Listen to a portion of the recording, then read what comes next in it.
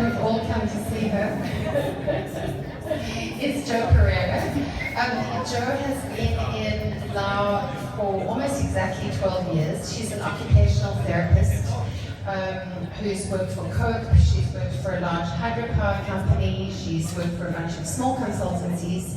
And what she's going to be talking to us tonight is not her closet infatuation with Elvis, or about her love for Excel spreadsheets or aid work and hair.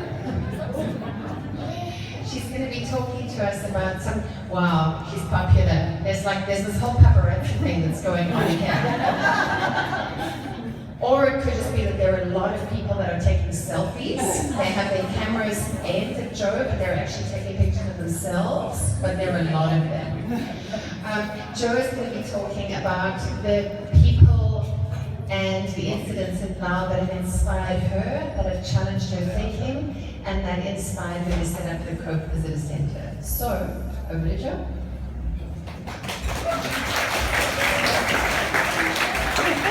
Thank you very much for staying to the end. So here I am at one of my leaving parties in London, fresh-faced, and in that euphoria that comes from those really awful relationship breakdowns. And I thought I can go to Laos and teach, and I'm going to do all this cool stuff and meet the man of my dreams. The reality was a bit different. So here, when you see, I never had an experience of seeing this much poverty and need. And we have this saying in the OT world of nothing about us without us. And I was delivering wheelchairs and thinking, is this what this person really wants or needs? But that was for people who even knew that there were services available. So on holiday in Muang Sing, very far north of Laos, almost in China, we came across this young boy who lost his leg in a traffic accident and the other one was damaged, and he'd been stuck inside for 2 years. Just not able to move at all. So I was also seeing conditions that I never would have thought I could see, and really shocked at how that was dealt with here. So this lady lives in a leprosy village, and many of you, if you've been to Van Vieng, will have driven through this and Somsadok. And we're trained to look at what people can do, not at what they can't. But it still was shocking to me that people would be made to live in one place because of their disability. 6 months later, I would be taking someone to live there because it was the only place that they could live that would let them near children and let them have any sort of semblance of a normal life. So you have these judgments that I was constantly being challenged about that.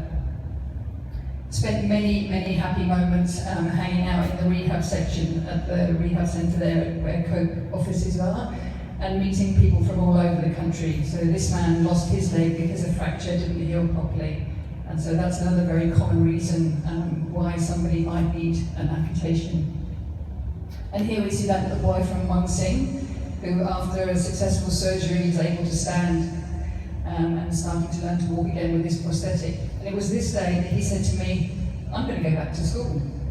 And it was like everything else before, he hadn't even understood what was going on. He'd never seen a foreigner before, he didn't even speak Lao, but finally he could see. But that reality for a lot of children is not the case. This little girl from Vientiane province was born with 4 abnormal limbs. All she wanted to do was go to school, but in reality, that probably wasn't going to happen. But Santa, that boy from Muang Sing, he did make it. And there he is in his school. No walls and a grass roof, but he was there. So now we were starting to see some stories from beginning to end and thinking, what can we make into an exhibition that's a window into the work that this amazing Lao staff do at the National Rehabilitation Centre and 4 other centres around the country.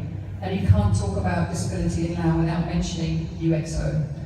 So we went to this man, one of our patients, Mr. Tara, he lives in Nakai, to see him using this prosthesis. He'd lost both of his arms and one of his eyes in a cluster munition accident, and for 2 years had to eat like a dog. So to see him back at home was really inspiring. That same visit, I sat across from these 2 people. They're holding the photo of their son who was killed at age 8 from handling a cluster munition. And you can just see his mum's face. And I said to her, through tears running down my face, can I tell the story of your son? And she said, tell everybody. So this is the first day. I'm standing in the room that's now the visitor centre at Cope. Not a very inspiring place at that time. And everybody thought that we were completely mad. Nobody would give us any money. Everybody thought it was a stupid idea to make an exhibition. And so through volunteers and, again, nothing about us without us, we had to use the staff, we had to use the things that we found around to try to tell the story and to this concept that disability is something that can happen to anyone. So this is a leg the staff designed that you can wear to see yourself as an amputee. Okay? So disability is a part of life. Again, these legs were just lying around all the different workshops, and for me, to see them worn out is fantastic because then you know people have really used them. And when you see ones that are homemade, that someone has gone and made from a piece of wood, just so they can start moving around, that's resilience to me. This is one of my favourite views of the exhibition in the evening, so many of you might not have seen that. Those mummies are made by the staff from plaster of Paris and painted by the wheelchair workshop and took us 3 days to hang. So that's the exhibition, 20,000 people last year, #1 on TripAdvisor, maybe not such a bad idea. So on the 20th of April 2009, I had a phone call that changed my life. After 1 year of preparation, I had the honour of becoming mum to Mayo, who was 7 months old at the time.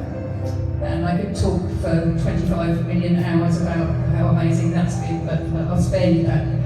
But life was changing for us, so Mayo and I moved down to Bolikansai, where I went to work for a hydropower company. And it was great not to have to do fundraising. And we did some really interesting work there and met some amazing families in difficult situations. And this man had been in a cage for 4 years because his mental health problems were so severe, the village just didn't know what to do. I'm happy to tell you he's now living at home on medication and doing really, really well. So again, judgment, advocacy, you have to be careful. People are just doing their best. So 12 years in Laos, about to come to an end, and there is so much that I could say on reflection, but just how lucky I feel. I don't know if any of you have seen the news on Facebook, but not everybody is allowed to just go and live in whatever country they choose. Not everybody is welcomed, as I have been in Laos, and by being part of this amazing, vibrant expat community and Lao community that I'm part of. So next for us, that little boy Max is the guy on the right there. He's now part of my family, and the music you're listening to was composed by him, and he's now studying in the UK. So the three of us, I could talk for a lot about him too. So I'm just going to leave you with the sound of the music, and thank you, BNTN, and good night.